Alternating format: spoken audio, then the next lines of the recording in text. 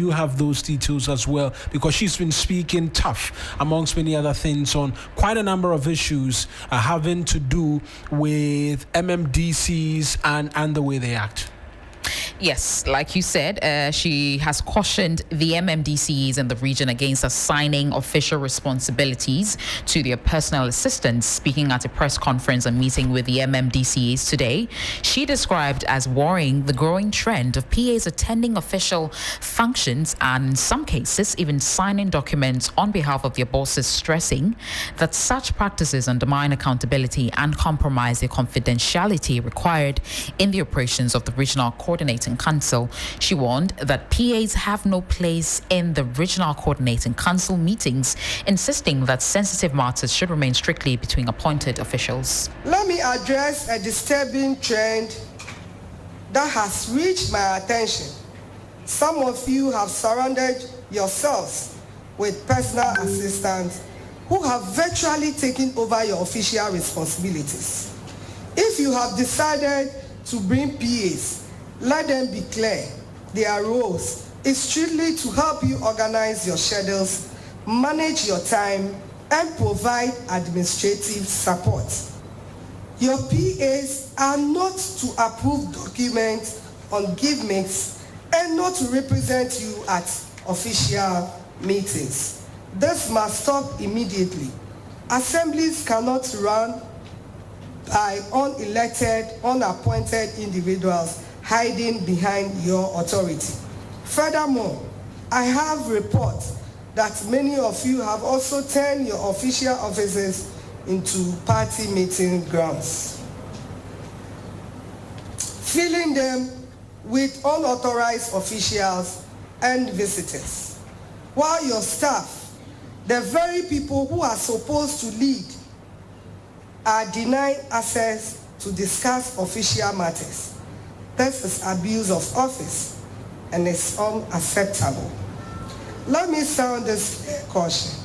No MMDCE is to attend any RCC meeting with their PAs. Note, some issues are strictly confidential.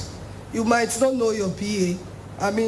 We should all take no MMDCE is to attend any RCC meeting with their PAs. Note, some issues are strictly confidential. You might not know your PA. We should all take, advice from Victoria Hammer. I believe you know the story very well. And so, not that we are preventing, but there are certain issues which are strictly, you don't have to involve your PAs because we don't know what will happen in the near future. This practice ends now, and it's continuous.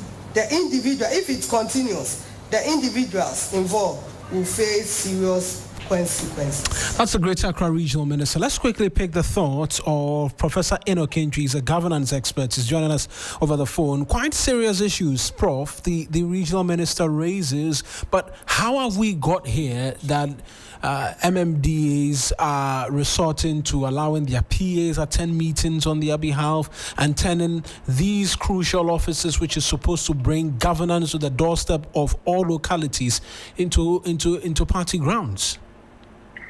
Good evening and greetings to all our cherished listeners and viewers all over the world.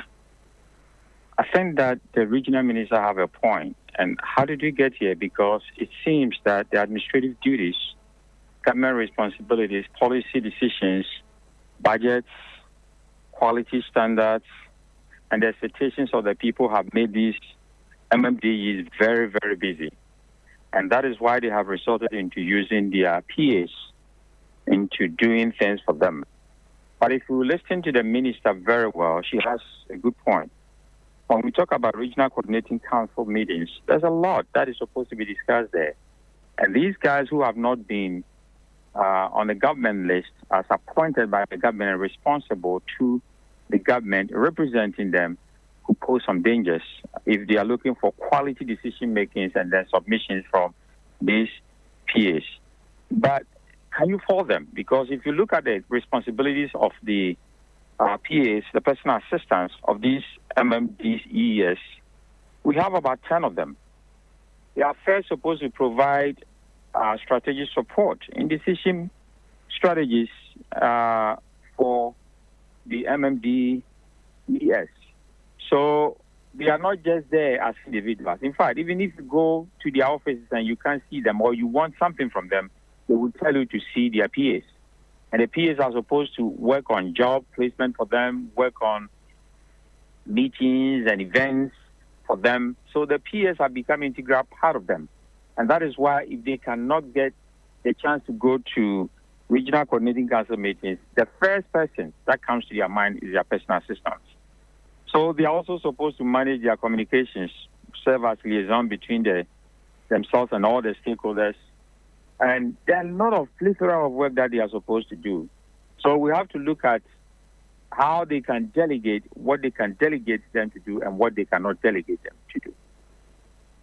And in terms of the sanctions she preaches, how do citizens in their respective localities even begin to police these things and ensure that the wrong which has been highlighted is not continuously perpetuated? I think the sanctions were based on her observations. If you go to Regional Coordinating Council meeting, which was very specific in what she said, and then you have reps representing the MMDCEs, and these are meetings and events and forums, and we are supposed to have these DCEs and MCEs come with their perspective and then how they can communicate and talk to the issues. You don't expect the same quality as you have delegated your personal assistant to come and do it for you. And that is why she was worried, what I could deduce from what she said. So I think that moving forward, there are other things that the PAs can do, and there are other things that PAs cannot do. For instance, when she said that regional coordinating council meetings, she don't want to see any personal assistant coming to represent an MCE or district chief executive, I side with her, because these are high efficacy of meetings where we are supposed to talk about decision-making, policy development, problem-solving, data analytics, and all that. And we need you because the MCEs and the DCs are representing the presidents at the district and the municipalities. And we expect their ideas to move the country forward, not that of personal assistance. Right then, Prof, we'll leave the conversation here. I appreciate you speaking to us this evening. Thank you very much. Have a great evening. That's Professor Enokin. She's a governance expert. He spoke to us this evening on the very latest from the camp of the Greater Accra Regional Minister. We'll make way now for the very latest in the world of business here.